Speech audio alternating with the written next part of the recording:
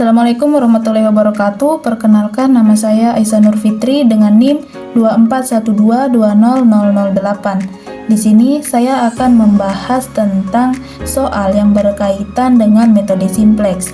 Nah, di sini ada soal dengan fungsi tujuan maksimum Z sama dengan 9x1 ditambah 7x2 dengan fungsi kendala 3x1 ditambah 2x2 kurang dari sama dengan 4, 4x1 ditambah 4x2 kurang dari sama dengan 6, dan x1x2 lebih dari 0. Nah, setelah kita mengetahui soal yang akan kita kerjakan, langkah selanjutnya yaitu membuat bentuk kanoniknya, di mana bentuk kanonik ini kita akan menambahkan variabel slash sebagai alat perekat untuk menyatukan bentuk pertidaksamaan tadi ke dalam bentuk persamaan. Nah, di sini terdapat fungsi kendala pertama yaitu 3x1 ditambah 2x2 ditambah x3 sama dengan 4. Nah, variabel slash-nya itu yaitu x3 tadi. Kemudian lanjut ke fungsi kendala yang kedua yaitu 4x1 ditambah 4x2 ditambah x4 sama dengan 6.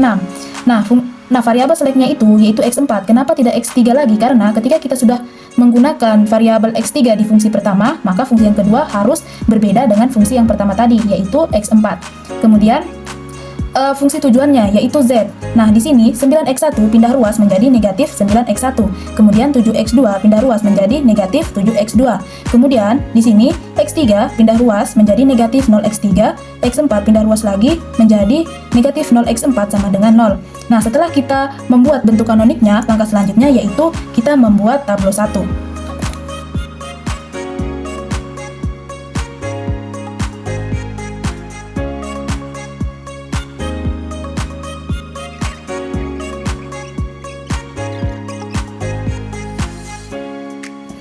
Nah, langkah yang selanjutnya tadi yaitu tabel 1, di mana tabel 1 ini berisi angka-angka yang ada di dalam bentuk kanonik yang kita cari tadi.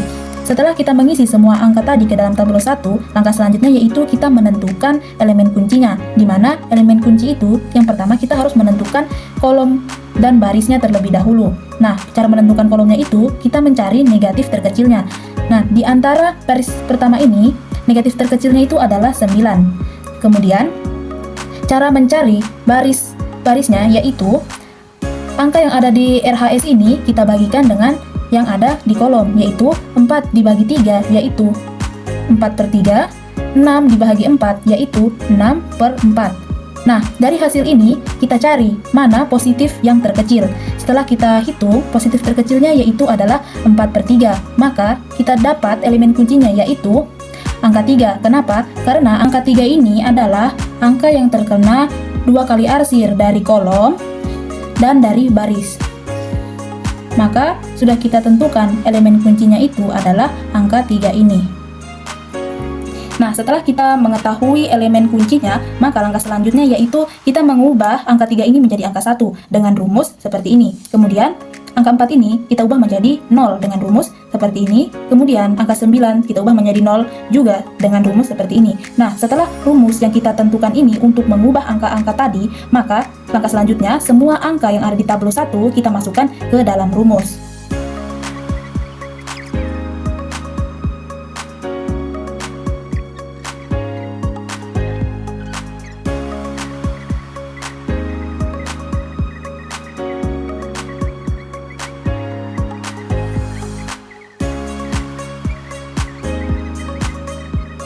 Nah, setelah kita memasukkan semua angka yang di tabel 1 ini ke dalam rumus, maka kita dapatkan hasil-hasil dari perhitungan yang kita lakukan tadi. Nah, hasil ini kita masukkan ke dalam tabel 2.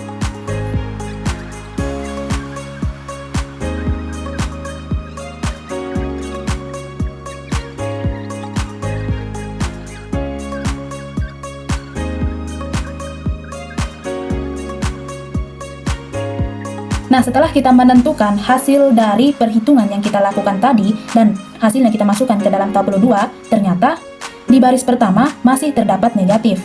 Maka kita lanjutkan lagi untuk mencari tabel 3. Ketika di baris pertama ini sudah tidak terdapat negatif, maka yang kita kerjakan hanya sampai ke tabel 2. Tetapi kebetulan yang kita kerjakan ini di baris pertama masih terdapat negatif, maka harus kita lanjutkan pengerjaannya. Nah, cara mengerjakannya itu sama seperti tabel 1 tadi, yaitu harus menentukan elemen kuncinya, di mana elemen kunci ini kita tentukan dengan menentukan kolom dan barisnya Kemudian kita cari negatif terkecilnya dan positif terkecilnya. Setelah kita hitung, kita mendapatkan ternyata elemen kuncinya itu adalah 4/3, karena 4/3 ini terdapat di antara arsiran dari kolom dan baris. Nah, caranya sama. Kita harus mengubah 4/3 ini menjadi 1, 2/3 ini menjadi 0, dan negatif 1 ini menjadi 0 juga, dengan rumus yang kita tentukan sendiri.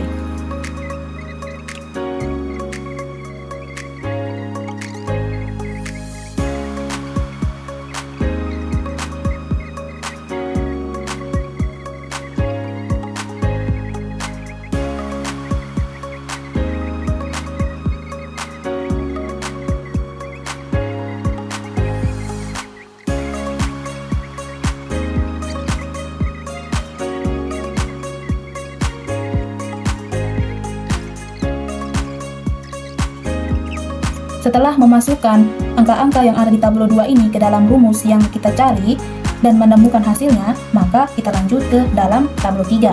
Di mana tabel 3 berisi tentang angka-angka yang sudah kita jumlahkan atau kita cari hasilnya tadi.